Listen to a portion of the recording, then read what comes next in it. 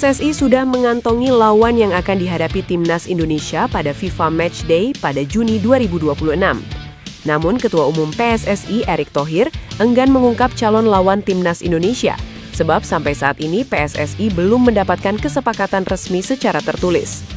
Erick mengakui komunikasi yang dilakukan PSSI sudah membuahkan hasil, namun komunikasi tersebut masih bersifat komunikasi awal.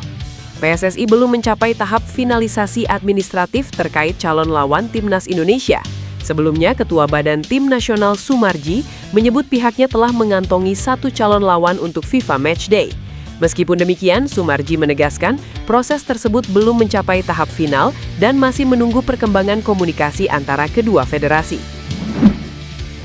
Jadon Oosterwolde kembali menjadi perhatian setelah namanya dikaitkan dengan Paris Saint-Germain.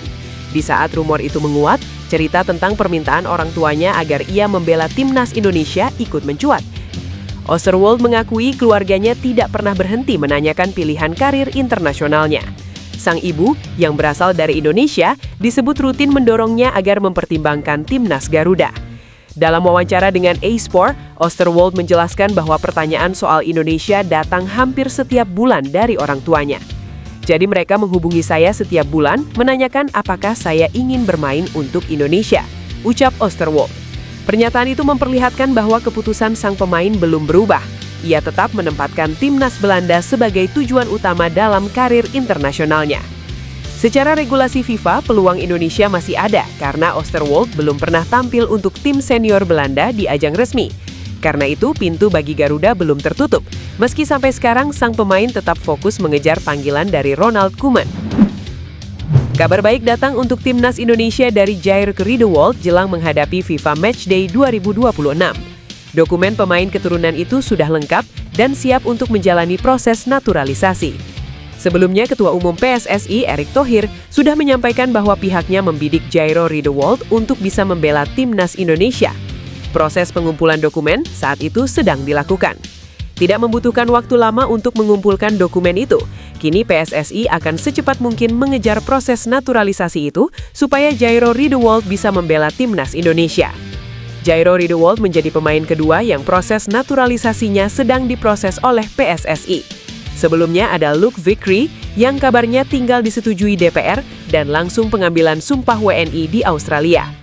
Kabar dokumen Jair Riedewoldt sudah lengkap disampaikan oleh Yusa Nugraha dalam akun YouTube-nya.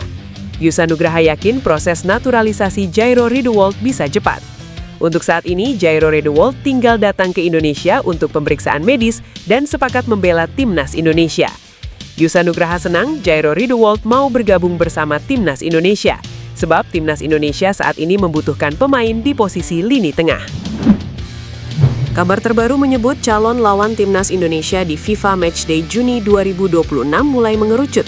Dua negara Timur Tengah, Oman dan Kuwait, disebut menjadi kandidat kuat untuk menghadapi skuad Garuda. Informasi ini muncul setelah sebelumnya Ketua Umum PSSI Erick Thohir belum memberikan gambaran rinci terkait lawan yang akan dihadapi Timnas Indonesia pada agenda FIFA Matchday mendatang. Kini, arah persiapan mulai terlihat. Timnas Indonesia dikabarkan akan menjalani dua laga penting melawan Oman dan Kuwait sebagai bagian dari agenda internasional resmi. Laporan ini turut diperkuat sumber dari akun sepak bola regional yang menyebut komunikasi antara PSSI dengan kedua negara tersebut sedang berlangsung. Menurut informasi yang beredar, PSSI saat ini tengah menjejaki kemungkinan kerjasama dengan Oman dan Kuwait untuk menggelar pertandingan uji coba pada Juni 2026. Jika terrealisasi, dua laga ini akan menjadi ujian penting bagi Timnas Indonesia. Pertandingan melawan tim Timur Tengah dikenal memiliki intensitas tinggi dan gaya bermain fisik. Fokus utama dari rangkaian uji coba ini adalah persiapan menuju ASEAN Cup 2026 yang dijadwalkan berlangsung pada musim panas. Keputusan final terkait lawan masih menunggu konfirmasi resmi. Namun sinyal mengarah ke Oman dan Kuwait semakin kuat sebagai bagian dari strategi besar Timnas Indonesia. Nama Luke Vickery mendadak mencuri perhatian publik sepak bola nasional. Striker muda ini terang-terangan mengaku tak sabar membela Timnas Indonesia dan punya mimpi besar membawa Garuda terbang tinggi ke Piala Dunia. Timnas Indonesia baru saja menuntaskan 2 pertandingan di FIFA Series 2026 pada 27 dan 30 Maret lalu. Meski gagal menjadi juara, performa tim asuhan John Hertman tetap menuai banyak pujian. Namun satu persoalan lama kembali mencuat dan belum juga menemukan solusi konkret. Lini depan timnas Indonesia masih belum cukup tajam untuk bersaing di level yang lebih tinggi. Di tengah kebutuhan mendesak itu, nama Luke Vickery muncul sebagai kandidat potensial. Kehadirannya dinilai bisa memberi warna baru sekaligus meningkatkan daya gedor lini serang timnas Indonesia.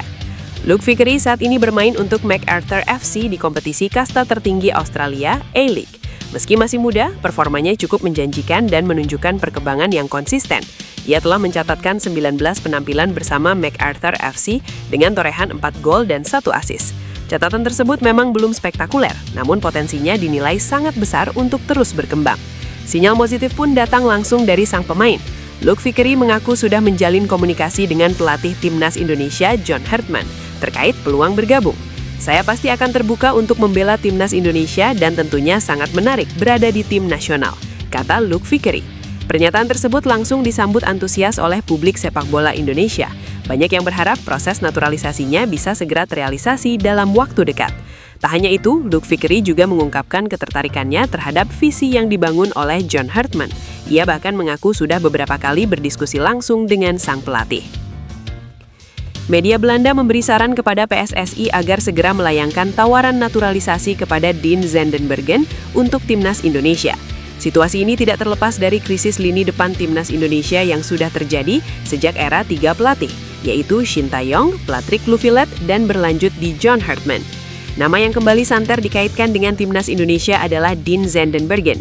Striker keturunan Depok itu kini sedang dalam performa terbaiknya di Liga Belanda. Belum lama ini, Dean Zandenbergen berhasil borong 2 gol untuk timnya VVV Venlo ketika berjumpa De Graafschap.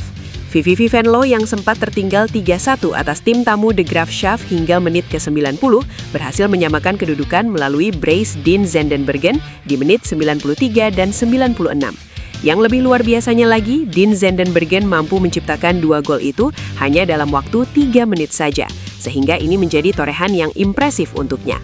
Brace ke gawang De Graafschap membuat Dean Zandenbergen saat ini telah mengumpulkan 7 gol dari 4 laga terakhir untuk VVV Venlo. Jika dilihat secara keseluruhan pada musim ini, striker keturunan Depok tersebut telah mengumpulkan 11 gol dan 3 assist dari 31 pertandingan di kasta kedua Liga Belanda. Dean Zandenbergen yang sudah lama berharap dipanggil timnas Indonesia dianggap menjadi solusi terbaik bagi skuad merah putih yang krisis penyerang. Pelatih timnas Indonesia U17 Kurniawan Dwi Yulianto akhirnya angkat bicara soal rencana besar jelang Piala Asia U17 2026. Dia memberi sinyal kuat akan adanya perombakan skuad demi tampil lebih kompetitif di ajang bergengsi tersebut. Langkah ini bukan tanpa alasan karena performa Garuda Asia sebelumnya belum memuaskan. Evaluasi besar pun langsung disiapkan agar tim tampil lebih siap saat turnamen digelar di Arab Saudi pada 5 hingga 22 Mei 2026. Menariknya, dalam rencana besar tersebut, Kurniawan juga membuka peluang besar bagi pemain diaspora untuk memperkuat tim. 3 nama sudah dipastikan masuk radar dan diproyeksikan menjadi tambahan kekuatan penting. Masuknya pemain diaspora ini tentu bukan sekedar pelengkap.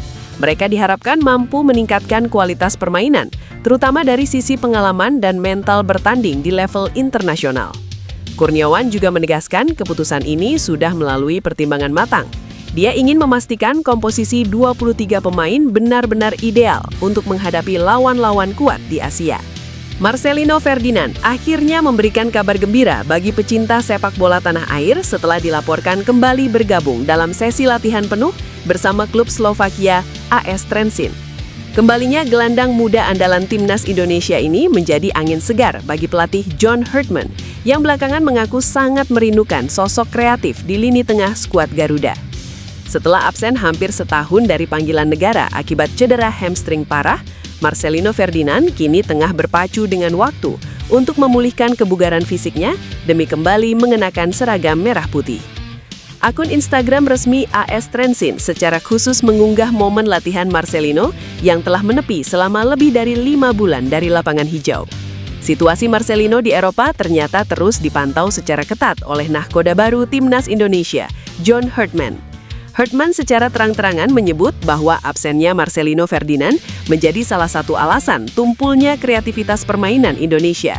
Pelatih asal Inggris tersebut merasa lini tengah timnas saat ini masih kesulitan untuk membongkar pertahanan lawan yang bermain sangat terorganisir.